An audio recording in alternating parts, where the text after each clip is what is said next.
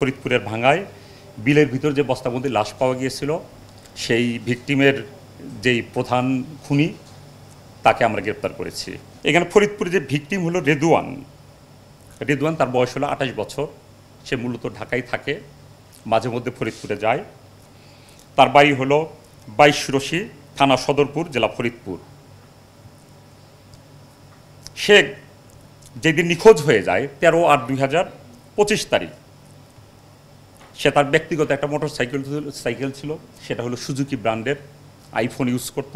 সে তার ফোন, তার motor cycle নিয়ে বাসা থেকে বের হয়ে যায় বিকাল 3টায়।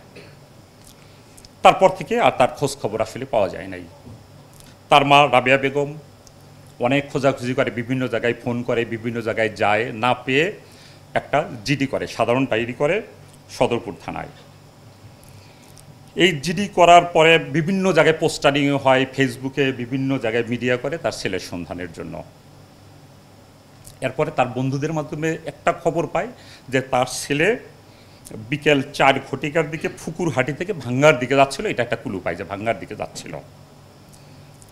যাই হোক, বিভিন্ন খোঁজাখুঁজির পরে গতকাল দুপুরে স্থানীয়দের মাধ্যমে একটা খবর পায় যে ভাঙ্গা থানাধীন তুজারপুর ইউনিয়নের চারালদিয়া গ্রামের একটি বিল থেকে একটি মৃতদেহ পুলিশ উদ্ধার করেছে। তারপরে তৎক্ষণাৎ ভিকটিমের মা ঘটনাস্থলে ছুটে গিয়ে ভিকটিমের চেহারা দেখে তার ছেলেকে শনাক্ত করে।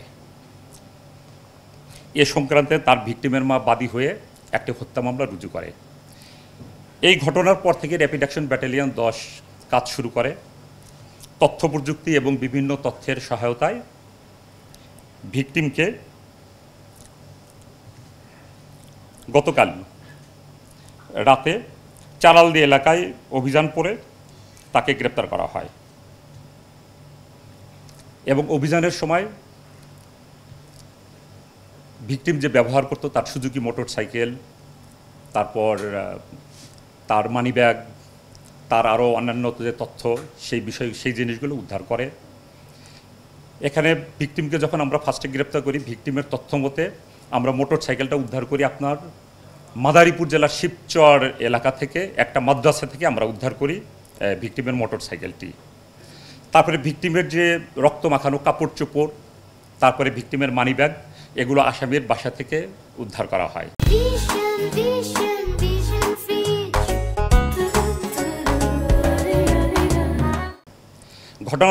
ঘটনায় যেই চাকুটি ব্যবহার করা হয়েছিল সেই চাকুটিও আমরা আসামির বাড়ি থেকে আমরা উদ্ধার করি।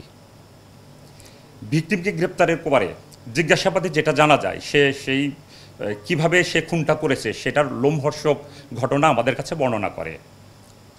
মূলত এই আসামি জহুরুল মুন্সি এবং ভিকটিম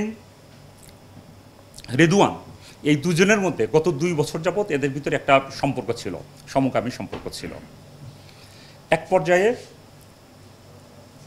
জহুরুল মুন্সি যে আসামি, সে এই সম্পর্কটা আর কন্টিনিউ করতে চাচ্ছিল না। কিন্তু ঘটনার দিন 13 তারিখ যখন ভিকটিম তার বাসায় আসে, তখন সে কিছুতেই রাজি হচ্ছিল না। কিন্তু এই যে আসামি খুব ভিকটিম খুব জোরাজোরি করতেছিল এবং তাকে ভয় দেখাচ্ছিল যে তোমার কিন্তু ভিডিও আছে আমার মোবাইলে, আমি কিন্তু এটা প্রচার করে দেব। তারপরে সে দেখলো যে তার তো এরকম খারাপ একটা ভিডিও আছে তার ফোনে, এটা যদি প্রচার করে যায় তাহলে তার একটা বড় একটা সম্মানহানি হবে। সেটা চিন্তা করে সে তৎক্ষণাৎ তাকে একটু প্রহার করার জন্য, দ্যাট মিনস তাকে আঘাত করার জন্য সে উদ্বুদ্ধ হয়। তখন একটা ছুরি দিয়ে তখন তার ঘাড়ের এখানে একটা পোজ দেয়। ঘাড়ে পোজ দেওয়ার পরে রীতিমতো ব্লিডিং হতে থাকে। তারপর অল্প সময়ের মধ্যে, যেহেতু এটা একটা সেন্সিটিভ জায়গা, অল্প সময়ের মধ্যেই তার ভাষ্য মতে যে প্রায় 5 থেকে 6 মিনিটের মধ্যে এত ব্লিডিং হয় যে সে নিস্তেজ হয়ে যায়। তারপরে সে নিস্তেজ দেহটি টেনে হিসড়ে তার বাড়ির পাশে যেই ডোবা ছিল সেই ডোবার মধ্যে ফেলে দেয়। সে মোটামুটি নিশ্চিত ছিল যে পানিতে ফেলে দিয়েছে, লাশ নিখোঁজ হয়ে যাবে, এটার আর কোনো ট্রেস থাকবে না, এটাই তার মাথার চিন্তা ছিল।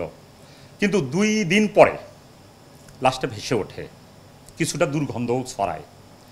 তখন সে যেই ছুরিটা ছিল ওই ছুরি দিয়েই লাশের পেট কেটে জিআই তার দিয়ে তার পেটের সাথে 2টা মাটির বস্তা, বালুর বস্তা বেঁধে ডুবিয়ে দেয়। কিন্তু সেটা তো তার লাভ হয় নাই। গতকাল সেই লাশটা আবার ডিটেক্ট হয়।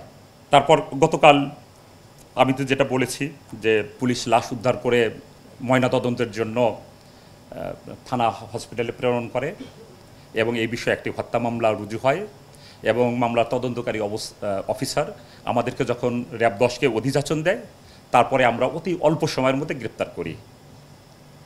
অর্থাৎ এই যে 2টা চাঞ্চল্যকর ঘটনা, আপনার রাকিবুল সর্দার হত্যা সৎ বাবা কর্তৃক আর রিদওয়ান হত্যা, এই 2টা চাঞ্চল্যকর মামলার যেই প্রধান আসামিদ্বয়কে র্যাপিড অ্যাকশন ব্যাটালিয়ন অতি অল্প সময়ের মধ্যে গ্রেপ্তার করতে সক্ষম হয়েছে।